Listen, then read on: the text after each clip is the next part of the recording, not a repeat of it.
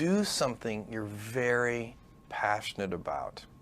And don't try to chase what is kind of the hot passion of the day.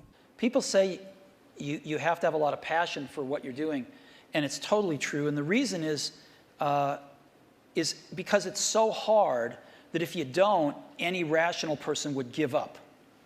It's really hard, and you have to do it over a sustained period of time. So if you don't love it, if you're not having fun doing it, and you don't really love it, you're going to give up. So just go and do it, try, learn from it. You'll fail at some things. That's a learning experience that you need so that you can take that on to the next experience. And don't let people who you may respect and who you believe know what they're talking about, don't let them tell you it can't be done. Because often they will tell you it can't be done, and it's just because they don't have the courage to try it. I think people that look for great ideas to make money, aren't nearly as successful as those who say, okay, what do I really love to do? What am I excited about? What do I know something about? What's kind of interesting and compelling? It's very rewarding when you work on something you think is going to make a big difference. And yeah, it's a little bit harder, but I think the passion that one might bring with it brings so much more energy to that you're more likely to succeed. You have to have an emotional investment in what you're doing. If you don't love what you're doing, failure is pretty much guaranteed. Success is not guaranteed by any means, but failure is much more likely if you don't love what you're doing. If you know exactly what you want to be, you need to spend as much time with people that are actually that already. One of the things that I do is I question a lot of things. And you can do that in a good way and in a bad way, but hopefully if you try to get people to motivate why they're doing something and their way of thinking, the worst thing you can end up with is a situation where you get told, well, this is the way it's always been. Mm-hmm. That's the worst ever. That's a non-answer. Instead, ask yourself, given everything we have today, is there a way we can make this better? And so when we're coming up with ideas, we always ask ourselves, what kind of new market is this creating? And then also, what part of my day and what problem is it solving? And so I've gone as far as taking an entire catalog of my day from the moment I open my eyes and writing down every single thing I do. And then asking myself, is there something here?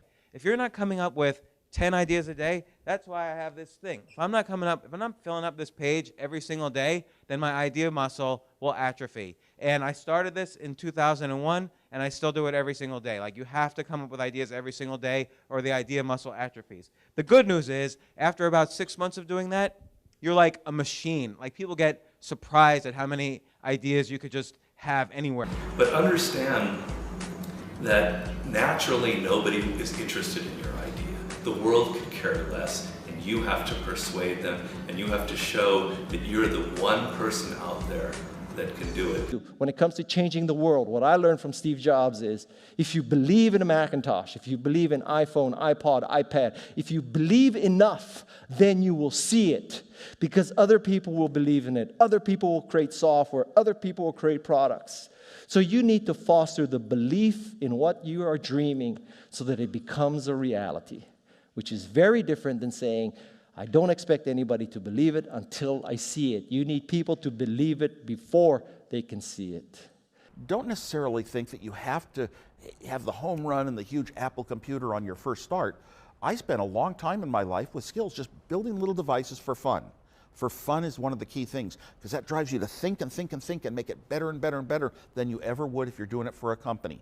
Build things at first for yourself that you would want. For somebody aspiring to take things to the next level or to even surpass their wildest dreams, there's always going to have to be an element of luck, but I think more important is putting yourself in a business that can be ubiquitous, that really doesn't have limits. Because otherwise, there's always going to be a grind to it. But if the business, if it can't be something that you can visualize every business using or every consumer using, it's going to be tough to scale to be big enough or to have the perceived value. You want an idea about which you can say, I know it sounds like a bad idea, but here's specifically why it's actually a great one. You want to sound crazy, but you want to actually be right. Because when you're trying to differentiate, when you're trying to do something different, there's going to be that gut moment, that gut sense. Is this right? Is this not right? If you're not having doubt, you're not pushing the boundaries far enough. Don't think about how do I get big fast. That will happen if you actually build something super meaningful and super important. So don't think about, what is the quickest way to success? Think about what is the best way to building something important that the world really needs. This little idea explains why some organizations and some leaders are able to inspire where others aren't. Let me define the terms really quickly. Every single person, every single organization on the planet knows what they do, 100%. Some know how they do it, whether you call it your differentiating value proposition or your proprietary process or your USP. But very, very few people or organizations know why they do what they do. And by why, I don't mean to make a profit. That's a result. It's always a result. By why, I mean what's your purpose? What's your cause? What's your belief? Why does your organization exist? So when we see a kid with a lemonade stand, it's different than when we see a vending machine selling lemonade, even if it's exactly the same product, because the story around it is what people are paying for. So when I meet small business people, all I ask them is not what's their balance sheet, but what's their story. Why should I pick you? Why do I care about what you're doing? And if you start giving me all this inside baseball statistics about why you're 2% better than some other competitor, I'm already glazed over, because that's not part of the way I see the world. That I have to want this to exist in the world. I have to not, so it's a similar rule, just say, if this was successful and I had nothing and I was not involved and I got no money off it or would I want it to do well? And that's a great check, I think, to know if you really feel good about the idea and can be passionate about it. One of the things I advise entrepreneurs to do is when you have an idea, a classic entrepreneurial impulse is to hold the idea close to you and not go tell people because, the idea is so special. Right. That's almost always a mistake.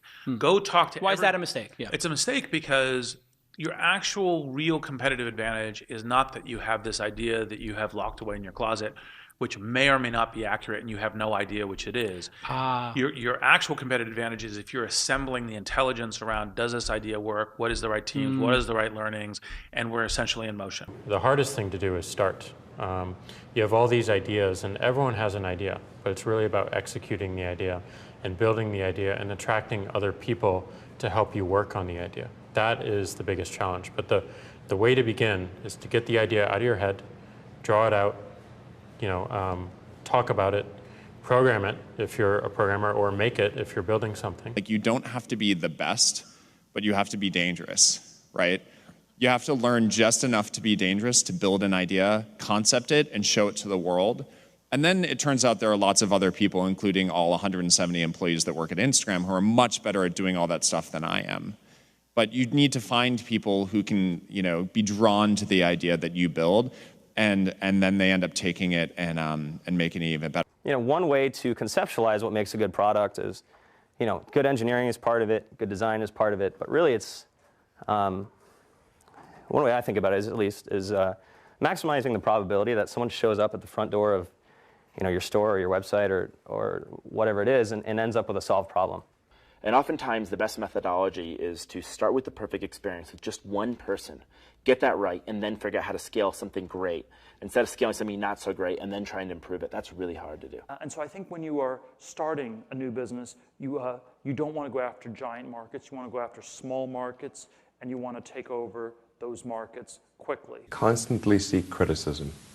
Yeah.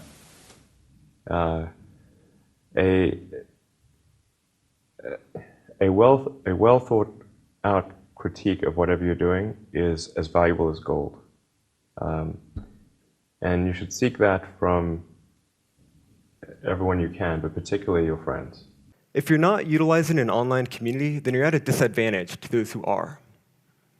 You can be asking online communities what they think about your ideas, or if they have any advice with what you're working on. Not only will you hear from people who are passionate about the subject, but you'll be hearing from people all around the world, each with their own experiences and stories that can help you. And there are a lot of people from whom we can learn a lot. And I think like, you know, the one piece of advice is like, don't underestimate anyone you come across ever. Right. Like whether they're, you know, a blue collar worker waiting for the bus, or they're, you know, helping you at they're the server or bartender at the restaurant, or they're a lower ranking employee. I mean, the smartest leaders I've ever seen have always gone around the room and asked for everybody's opinion. Most startups that fail do it ultimately because they did not make something that people wanted. They made something that, you know, that they thought people would want, but they were either in denial about it, about, you know, whether it was actually any good, or somebody else came along and made something that people wanted even more. The best piece of advice that we've figured out as we've been doing Foursquare is not to let other people distract what you're doing. There's always haters that say, your idea is stupid, this idea is never going to work, don't even bother doing that because someone else is going to do it before you do. And if we listened to all that feedback that we were getting, all that negative feedback, we would never have built things, we would never have prototyped things. And that's how we really got to where we are. Like, we saw things that we wanted to build, and we just went out and built them. And it turns out when you build stuff that you like to use, there's a good chance that there's thousands of other people that want to use it too. And so it's not just about doing focus groups, it's not just about, you know, double checking your vision, it really is about integrating this concept of testing our ideas rigorously throughout the product development process, throughout the marketing process, even as we scale up. But what you really need to do is think about what is the smallest possible test that I can run for this idea, for this concept, for this theory, get it out there, and get customers using it. Because your customers are going to be the ones to tell you if it's really working or not. Like there's almost this expectation that you have to have in your mind, this sort of, I'm going to change the world, sort of make a dent in the universe kind of ambition, right? But it's actually okay early on to just kind of solve small problems in layers until you actually get to a point where you have the capacity to do that. What this all comes down to is doing something exceptional for your users, whether it's in community, whether it's in connection, or whether it's in design. This is our big advantage as a startup, is that we can actually get away with doing this. We can make this the core part of why we're doing business. I think you should be spending your money on teaching and sharing. And so that might mean hiring a writer or two, perhaps, instead of a marketing person. You know, and start writing and start getting people to listen to what you're saying. You can't talk about yourself all the time because no one's going to come back for that, but you have to talk about things that are relevant to your industry or ideas that you have and start to build that audience up. I do think that one thing that's important is, especially if you're a founder or a technical founder, is to realize that you can't do everything, and even if you can, you shouldn't. You should find a great partner no matter what it is that you're doing. And you should look for someone who is very high intelligence, very high energy, and very high integrity. And you need all three of those, and you can't compromise on any one of them. Otherwise, you'll end up with either someone who's not smart, which does you no good, or someone who's not hardworking, which also does you no good, or the worst case is you end up with a smart, hardworking crook who ends up working against your interests. And integrity is something that takes a lot of time spent with someone to figure out. The most important thing when you're working with people early is that you guys line up on what your goals are. That sounds really basic, but you can totally, it can be fine. You can want to build a small business that makes money and you don't have to go to an office every day. Or you can want to build a huge company. You can want to build Google. But I think you have to be really, really aligned on that. When a lot of corporations have, they might call them core values or guiding principles or so on, but the problem is usually they're very lofty sounding. They kind of read like a press release the marketing department put out.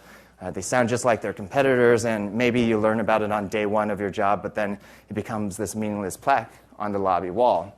Well, we wanted to come up with committable core values, and by committable, meaning we're willing to hire or fire people based on those values, completely independent of their actual job performance. The definition of values is they're the behaviors or principles that you religiously adhere to within your company. When I say religious, I mean that no amount of data will sway you from those principles. And the degree to which that you have the courage to maintain your conviction around those ideas is the degree to which you're going to be successful over the long term. A company is simply a group of people, as a leader of people, you have to be a great listener, you have to be a great motivator, you have to be very good at praising and looking for the best in people, People are no different from flowers. If you water flowers, they flourish. If you praise people, they flourish, and that's a critical attribute of a leader. So I kind of like half jokingly with a lot of people say that, my job is basically like to be the assistant for the rest of the company. Like my job is to make sure that like you have what you need, that it's and basically you have everything you need to kick ass. Like that's my job. If you don't have that, then let me know because I'm not doing my job. There are a lot of things that are outside of your control. A lot of external circumstances will determine the success of your idea, whether the market timing's right for this new kind of service, or whether people, whether a customer, like the economy's right for your kind of service, right? Whether you meet the right people who will finance your company. Many external circumstances are like outside of your control and but will affect the outcome, and you have to be okay with that. Another quality that I think is important is kind of being flexible-minded or open-minded. I'm not saying you shouldn't have a vision for your idea or your product, but you need to be open to changes. So many things go wrong when you're starting a company, and often I think people ask, what mistakes should you avoid making? And my answer to that question is don't even bother trying to avoid mistakes because you're going to make tons of mistakes, right? And the important thing is actually learning quickly from whatever mistakes you make and not giving up, right? And I mean, there are things every single year of Facebook's existence that could have killed us or made it so that it just seemed like moving forward and making a lot of progress just seemed intractable, but you just kind of bounce back and you learn. And nothing is impossible. You just have to kind of keep running through the walls. The two things we really zero in on people are, two things. They sound simple, they end up being very difficult. Courage and genius. Courage is the one we talk about a lot because it's the one that people can learn. Courage, which is to say not giving up in the face of adversity, just being absolutely determined to succeed, is something that you can force yourself to do. It can be very painful. You can force yourself to do it. The genius part is a little bit hard to force yourself to do. Courage without genius might not get you where you need to go, but genius without courage almost certainly won't. And I think the reality is just, not quite so glamorous. There's there's an ugly side to being an entrepreneur. And also just more importantly, what you're actually spending your time on is just a lot of hard work. Sam mentioned this, but you're basically just sitting at your desk, heads down, focused, answering customer support emails, doing sales, figuring out hard engineering problems. So it's really important that you kind of go in with eyes wide open. Optimism has a place, but I think even more so for the first-time entrepreneur, you need to be pragmatically pessimistic. What I mean by that is you need to define all of the worst-case scenarios in terms of financial loss, time loss, etc. Look at what you will learn if that happens and accept and come to terms with that before you ever start. If you don't do that and you go straight into battling the world, trying to conquer the world with rose-colored glasses on, the first time you hit a major hiccup, you're going to become really demoralized and you will quit. If you don't love it, you won't make it through the long period of pain that is inevitable. So make sure that you take care of yourself during the process. Make sure that you take care of your mental health, your physical health while you're doing it because it's a long road.